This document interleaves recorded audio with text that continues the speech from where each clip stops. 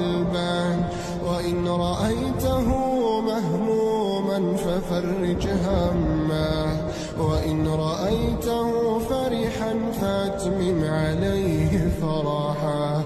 اللهم اجعل أبي من 70,000 الذين يدخلون الجنة.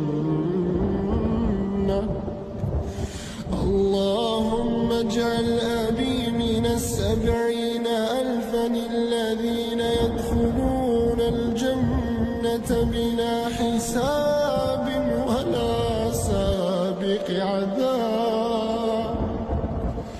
اللهم فرج همه ونفس كربه